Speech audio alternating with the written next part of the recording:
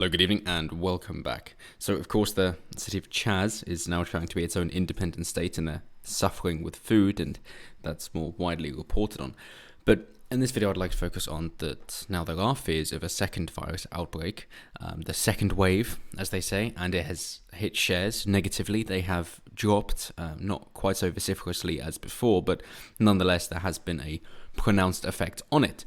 But on top of that, we've got Ipswich police officers who are having a hard time trying to get on with their job given the current climate. I'm not a big fan of police stopping people unnecessarily. They have to have due cause reasoning in order to do it.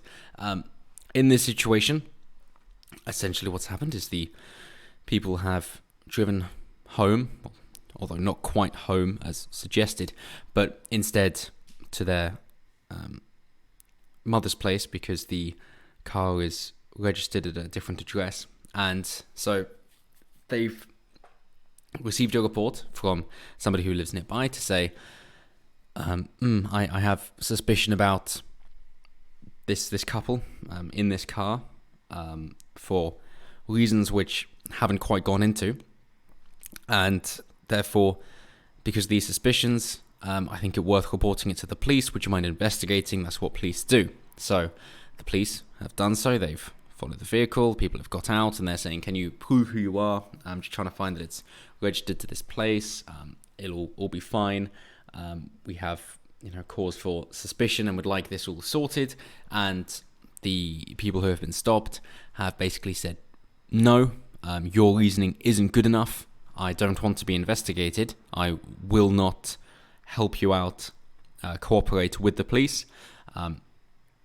It's not very nice, and this is why police are pissing people off. She doesn't really bring race into it. The idea is the female police officer in this clip is instead saying you're jumping on the bandwagon, trying to suggest, I think, that they are bringing in the BLM movement into this. But that isn't quite what the lady is saying by saying that this is why people are pissed off.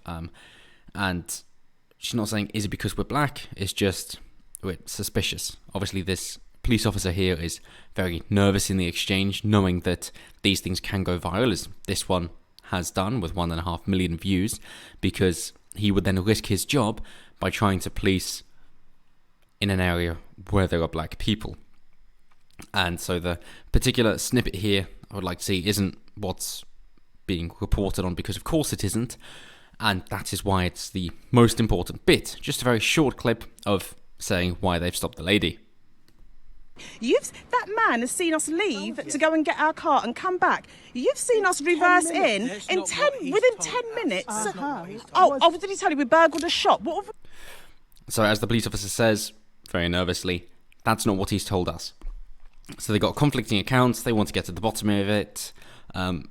The backstory is almost impossible to find of why they would stop her in the first place, why they had cause of suspicion. But nonetheless, they have. So they've tried to investigate, and they've been met by somebody who doesn't want to cooperate. The idea of they look suspicious, it's not something that I've been able to find in this video after playing it about a dozen times, but something that the other black gentleman in the video says that the policeman here has said. But the audio, because the lady holding the camera is quite loud, and of course the microphone is near her, it's very difficult to discern what other people are saying while she's talking, and therefore you can't really tell what this police officer is saying during that time. And as I say, it's the female police officer, the police woman, who says, jumping on the bandwagon. And of course the police are not appreciative of someone who isn't cooperating. Should the people cooperate with the police? Yes, of course. But should they have to do anything that the police say? No, of course not. We have laws for the police to abide by, as well as individual citizens. And of course the response has been, oh, this is terrible. And saying from the tweet here, yesterday my parents were stopped and questioned in their own driveway for driving a motor vehicle on the road, and because they can. It's suspicious to walk from your car to your house while black. The UK is not innocent. And of course making this racial, and this is why you see crime in, democratic areas in America Labour strongholds in the UK increase because you're so concerned about political correctness, then of course you can't police non-white areas at the risk of being called racist, and therefore you're affecting the law-abiding citizens the most, and you have the increase in crime in non-white areas because the police know it's career suicide to try and police in those areas, because anything you do will then be told, oh, it's because you're racist. Despite that, the police have, of course, come out and not being racist and saying, well, yes, they're black, of course, we're investigating them, but instead completely the opposite. So, as we have here, that Francine Jones, the former president of the National Black Police Association, said it was just not professional to ask someone for the details because we can. It leaves me wondering about the mindset of our officers in Suffolk going out on the street doing their policing. If they think every interaction with a black person, if they are not happy about the way they are being spoken to, or the way they are being treated, or asking for an explanation, that officer's going to think, oh, here we go, they're just jumping on the bandwagon. It's really disappointing. It makes me fearful. DCC Kearton said body-worn camera footage and the online video were being examined and the matter investigated by the force's professional standards team. It's an opportunity for us to have a long, hard look at how we conduct ourselves, she explained. It isn't always perfect. We do have mistakes and weaknesses. However, we do care for our communities and we do hold very close to our hearts our sense of professionalism and integrity, and to do the right thing and to respect all of our members of our communities to keep them safe. That is what was at the heart of what the police officers were trying to do. However, it appears to have been carried out in a clumsy fashion, which will be dealt with by the constabulary, and we will do better in the future. So, yes, they're trying to say, well, this is actually the role of the police and this is what we're supposed to do. But obviously we can't say that outright, and we've got to concede something somewhere somehow, and we will do so. We will say that these police officers are bad, our practices are good, you can't pin this one on me, let's use them instead. Was it clumsy in actual fact? Yeah, but only insofar as that is what they're supposed to do. That is what police are ordered to do. So it's a systemic problem, if you will, of just how police interact with people in the UK. But moving on, the other response has finally been that there are concerns about either national spikes or spot spikes, hotspots, if you will, of a second wave of the coronavirus, following the protesting, the rioting, and the looting, people being shoulder to shoulder and in close contact. What this is shown in quantitative figures is, in the US, the three main financial indexes saw their worst day in weeks, with the Dow Jones Industrial Average down almost 7%. European and Asian shares also dropped. The UK's FTSE 100 down 4%. In Germany, the DAX fell 4.4%, and in France, the CAC 40 ended 4.4% lower.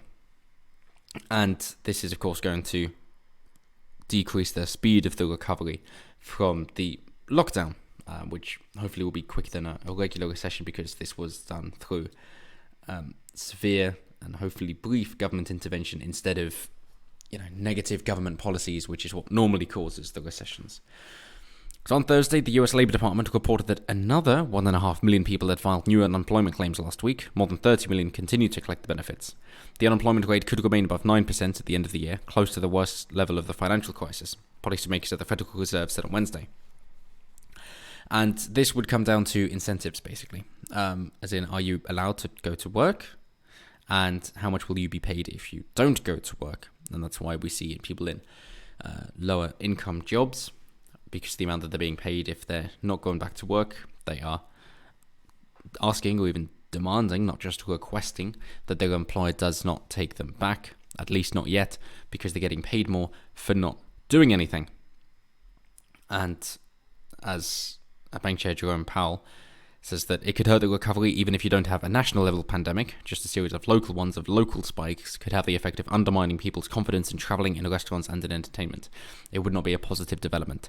So he's also taking it not just from state or governmental intervention, but also just the awareness of these things happening would then make people nervous again.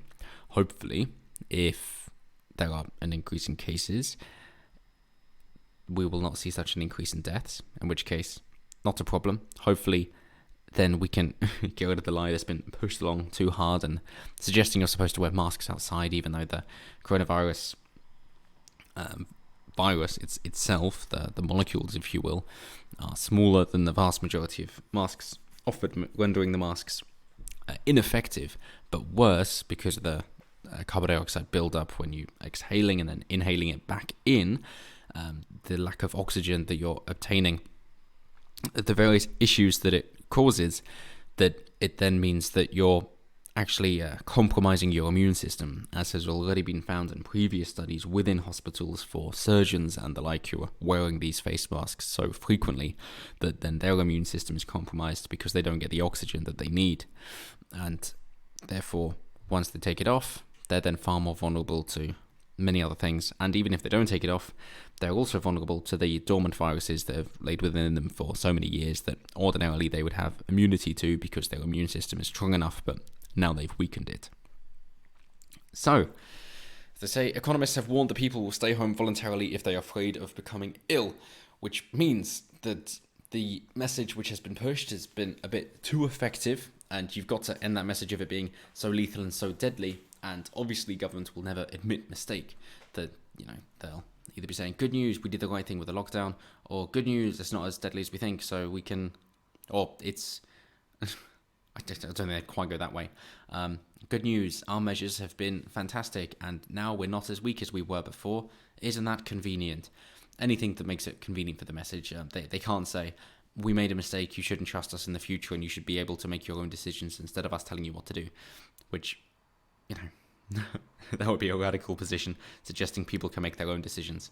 But would that it were, and I suppose we can hope for that day to come at one point.